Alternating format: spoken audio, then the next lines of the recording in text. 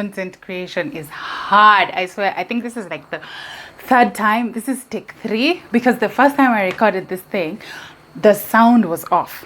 The second time I recorded, hey, Pakata English is gone. My head was split into two, like half of my head was out of the frame. I'm just tired. Paka nimeweka juice. I need a breather. Guys, respect content creators.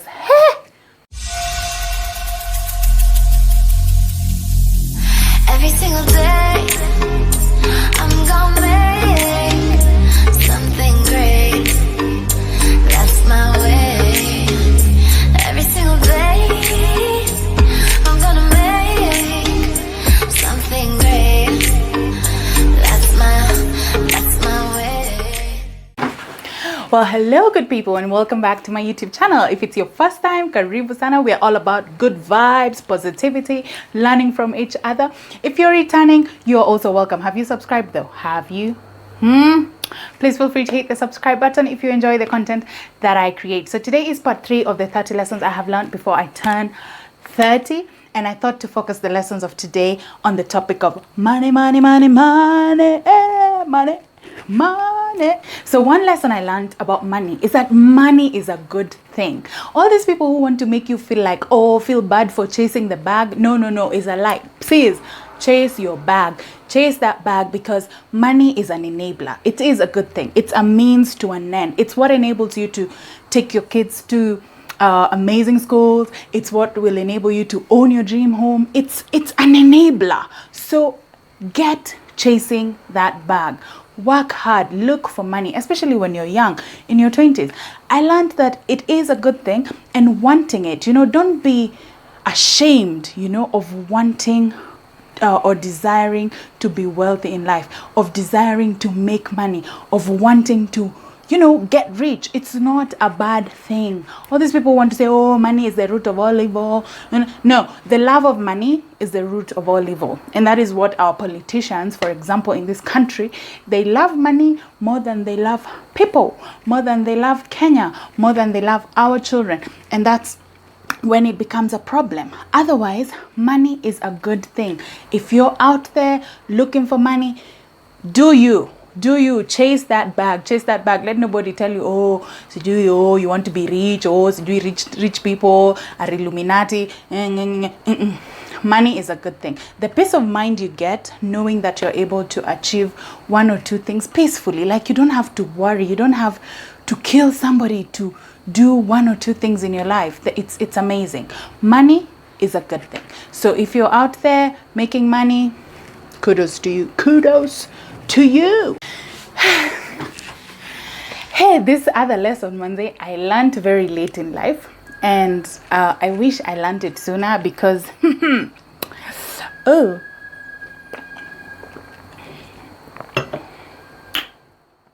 it's pineapple juice. It has a tangy taste. Tangy, I don't know. But yeah, this one I learned very late in life, and if you're younger than me, good for you. I hope you pick a lesson from this. The importance of having a budget. Guy, me, I used to be those happy-go-lucky kind of people. You walk into a mall, you see sales, and it's like, woo, flashy sales. Ooh, I want that.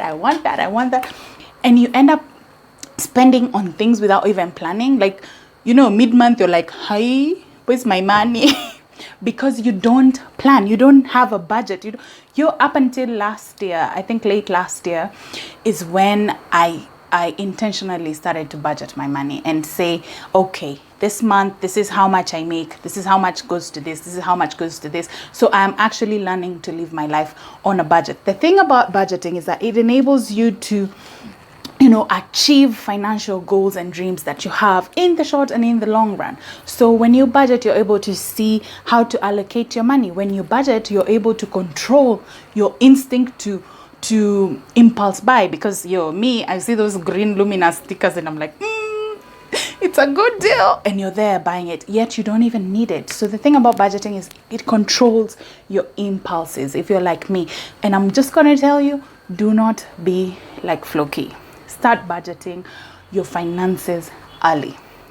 Learn to get in the groove of putting your finances in order, having a budget, and knowing what goes towards what is going towards your long-term dream, and even when you're budgeting, I have to say this, because some people think, oh, when you're living on a budget, it's about being stingy. No. When I budget, I have money set aside for fun. I'm like, I don't want to be those people, oh, your friends call you out and you're like, I can't come out for coffee because at Isina do. No. You set aside some money for fun things. You set aside some money for self-care. Hello. I mean, you have to look peng in this life. You can't look like your problems. So you budget, but you include all these many things that you desire, in your life. The thing it does is that it controls you. Start budgeting your finances and you'll see the difference. You'll thank me later. What when you learn to budget late in life, those who are like me, who learned late in life, put your hands up. We are ashamed, but in this channel, we're not about regretting things. We're about learning. So we know better and we will do better. So budget your finances. All right, guys, I feel like my neighbor is eavesdropping. Because I have to have volume and I'm talking to myself. I don't know, part of me feels like they're just here listening to me. I don't know. But anyway, this is a struggle of being a YouTuber, talking to yourself. People are probably wondering, hey, ule amechizi kwa hao. But yeah, we move. So the third lesson that I learned is the importance of saving and investing. And I'm going to do more on the investing part. Saving is very important. And in my budget, when I'm budgeting, I set aside money for savings, for a rainy day, for an emergency fund. It's important to have that in your budget. But what I learned is the importance of also investing. And when I gained interest in wanting to invest, I have a colleague friend of mine who literally held me by the hand, who put her money, and was like, yo, Flo, here's some money, build your portfolio, taught me the ABCs of investment. And what that enabled me to see is that, investment is not for the rich. I mean, this myth about, oh, you have to be a millionaire to do you have shares. No, the little you have. What I learned in my 20s is even with the kidogo that I have, I can be able to invest in things. Now, when it comes to investment, what I also learned is, to spread out your investment such that you have, you invest in things that are easy to liquidate and things that are long-term, like maybe owning a home. It's not something you can easily liquidate when shit hits the fan, but you have things that you can easily liquidate. You can easily sell your shares or something of that sort. So I learned things like Emakiba. I started doing Emakiba. You guy, I'm a late bloomer, but I learned this in my 20s. And if you're younger than me, take advantage of all these things. You don't have to be rich. You don't have to have a lot of money to do all these things. You can do it with the little that you have. So investing simply means, using your money to make more money. This includes self-investment, taking yourself back to school to, get that degree and maybe get a promotion. That is an investment. It's actually putting your money into something that enables you to make or create more wealth. Another lesson is the fact that wealth can be created. And conversely, it can diminish. You've seen those people who they were born with a silver spoon and sahi they have nothing. Or there's so many stories of people who were born with nothing, in the slums, and right now they've made it. So there's a method to creating wealth. And if you're not careful, if you're not wise in the way you spend your money, in the way you invest your money, you can literally move from grass to grass, because that's what happens. The thing about wealth is it can be created and it can also diminish. So what I always do for myself, and I learned this in my 20s, is to try and figure out the principles towards making more money. Is asking myself, what is it that Folorunsho Alakija does? What is it that Aliko Dangote, they're all Nigerians, all my Nigerians are gonna be like, yeah, Nigerians be rapping. Folorunsho Alakija does. I beg, she does not have 4 eyes or 3 brains. She's just like me. What is it that she did? And I gained so much interest in trying to learn, what is it that wealthy people do? What is it that Bill Gates does? Yeah, no, is it taking risks? Some of us are risk averse, and I'm going to talk about that in another batch of lessons. But I just learned that it can be created, and a gift for myself for this year is I have enrolled for Centonomy 101. I want to attend Centonomy 101 because I want to learn how to move from my 10K to 1 milli. You know, how do I move from this point to where I want to be? I want to learn the ABCs of what people are doing. What are the steps? What are the right things to do towards achieving my dreams of wealth creation? All right. So it can be done. If you're interested, I think I'm going to link below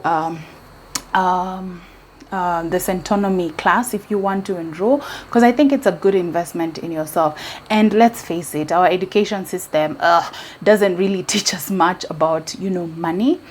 And even in our African culture, we hardly talk about money. Like, it's very difficult for your parents. I don't know, we just don't talk about money. People don't want to talk about how much they're earning and you know, how much they're worth. And it's just it's very personal. But for me, I want to know how to get where I want to be. So the information is out there. You can enroll for Centonomy. I think they had an offer because they're offering something online at the moment, although I want to attend the in-person session. Yeah, so you can do classes like those. There's a lot of content on YouTube. There's a lot of content on the internet where you can learn the ABCs of wealth creation and actually get to creating your own wealth. All right. So one more lesson I learned is the importance of living within your means. Guy, millennial social media pressure, social pressure has made a lot of people want to live beyond their means. If you can't afford a house in a certain area, why not live in a place where you can afford the house? If you cannot afford a certain lifestyle, so do you to be eating at fancy restaurants every day, why not cook at home? I mean, it's not a crime. And millennials, I think a lot of my age mates and a lot of millennials, I would say, suffer from trying to keep up a facade. But what you need to learn is to live within your means, is to cut your cloth according to your, cut your cloth according to your size.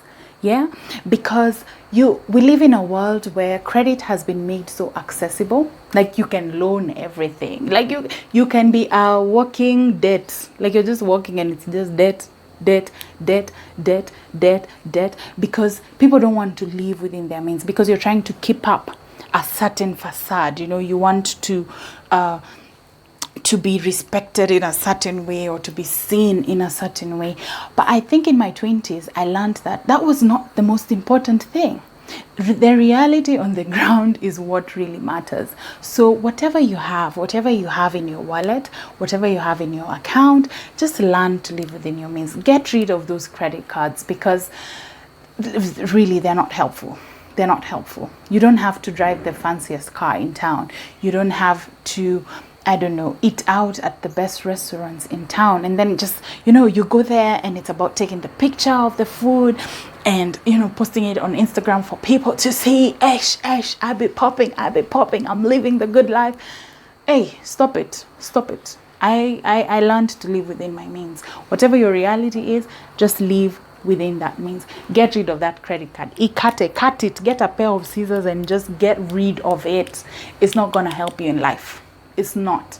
If you have credit cards that are maxed out, so get rid of them. Stop that lifestyle and just learn to live within your means. If you have to downsize, you know, these are the financial decisions we have to make. If you have to downsize, if you have to, let's say, live in a certain part of town, go ahead and do it. You don't have to keep up facades, because at the end of the day, you're the one who will pay for that expensive lifestyle that you want to show people that you have. And yet at night when you go to sleep, you're so stressed because you don't know when the next paycheck is coming. Yeah, so live within your means. All right, so I started this video by saying that money is a good thing, and I'm gonna end by saying that the final lesson I learned is that money is not everything. It is a good thing, but it's not everything. You don't have to chase the bag at the expense of your health, the expense of your loved ones, at the expense of your happiness. I mean, there's so much more to life than money. So don't get so caught up trying to make it, trying to, you know, be the millionaire you want to be at the cost of other people. Like what I said before, what our politicians are doing, they have ended up loving money more than they love people. So it is not everything. At the end of the day, there's so much more to life. There is love, there is laughter, there is relationships with the family, there is happiness, there's doing jobs that actually fulfill you. Like, you are so fulfilled, other than being in a job where it's all about chasing the bag, chasing the bag, chasing the bag, but you're always stressed, you're always depressed, you're always in a funk, like you're always just in a bad mood. So it's like, what's the whole point? Yeah, you've heard the saying that money can buy you a bed but not sleep. It is so true. Money can buy you, I don't know, a hospital bed in Nairobi hospital, or like the best health. It can buy you the best healthcare in town, but it cannot buy you your health. So there are more things to this puzzle called life, and money is not everything. It is a good thing, but parting short is that it's not everything. So that marks the end of my video today. I hope you liked it. I hope you enjoyed it. I hope you learned something. Please feel free to like, comment down below if you're struggling like me, if you learned to budget late in life like me, blah blah blah. Share this with your friends, and feel free to hit the subscribe button and hit the notification bell so that you can know when I post my next video. Otherwise, bye bye.